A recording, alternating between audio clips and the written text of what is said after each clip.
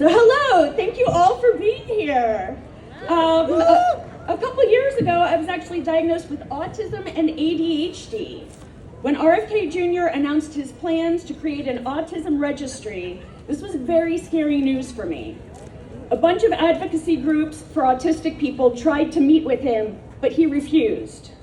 There's so much that could be done to help autistic people and our families. But RFK Jr. and the regime are dismantling access to supports for us, while simultaneously stigmatizing us even more and spreading harmful disinformation.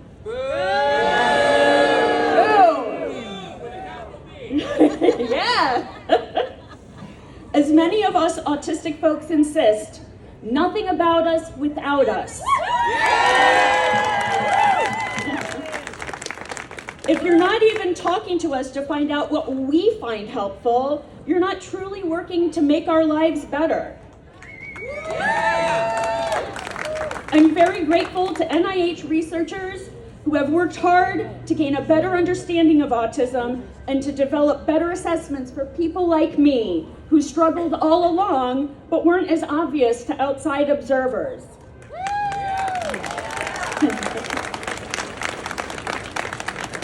Regarding the registry, I didn't know what to do. People tried to comfort me by telling me it wasn't so bad, but that made me feel less safe and more alone.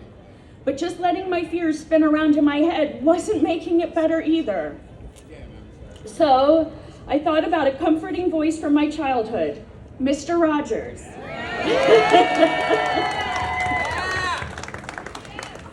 Who said, when I was a boy and I would see scary things in the news, my mother would say to me, look for the helpers. You will always find people who are helping. So I went in search of helpers.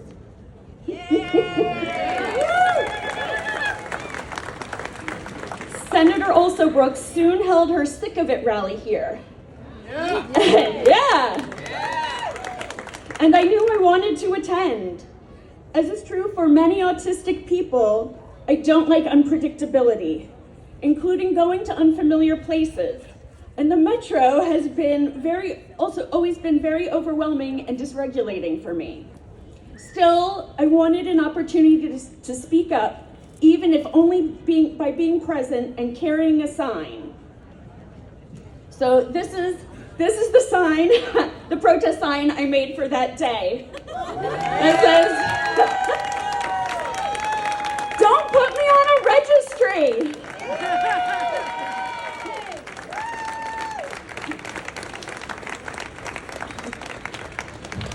It was a great event. I went home with a sense of empowerment and hope, and I met new friends who told me about the weekly vigils here on Saturday mornings. I need to point out that I am a big-time night owl. My preferred wake-up time is 2 p.m. And it's quite a schlep for me to get here. Yet I've been here almost every Saturday morning since May.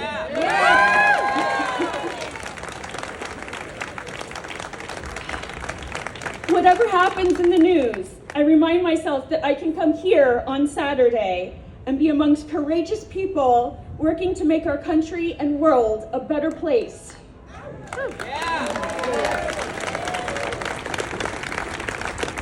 The amazing people at NIH not only improve things for us with their scientific work, but by holding these weekly vigils, they also help me get through these scary and incredibly unpredictable times.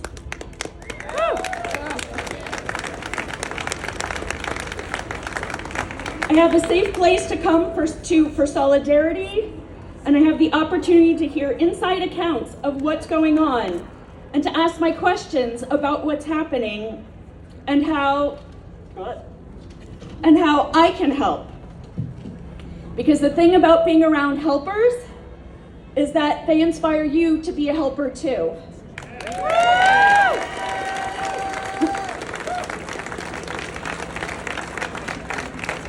Coincidentally, tomorrow marks the 2-year anniversary of the day I was diagnosed with HER2 positive breast cancer.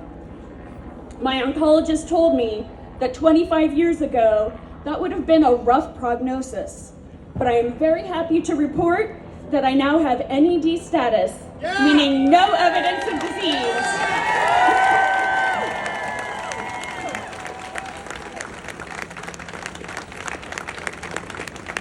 I have a good outcome largely because I had access to quality health care.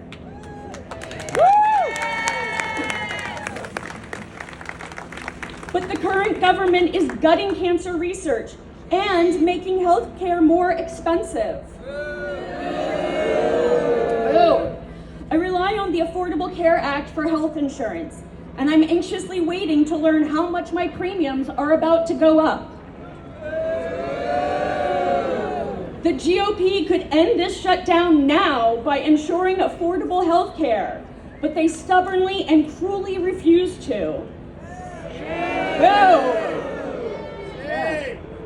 I'm very grateful to the senators here and all the other congresspeople who are being helpers by standing up for us and refusing to accept this.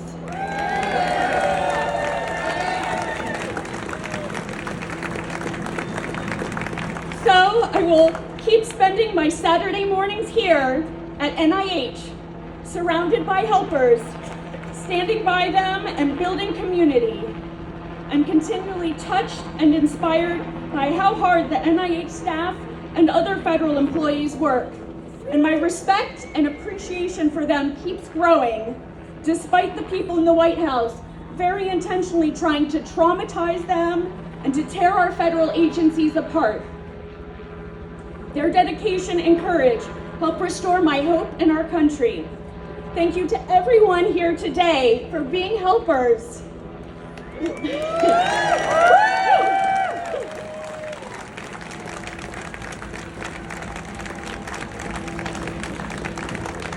Let's keep speaking up and working to make things better together.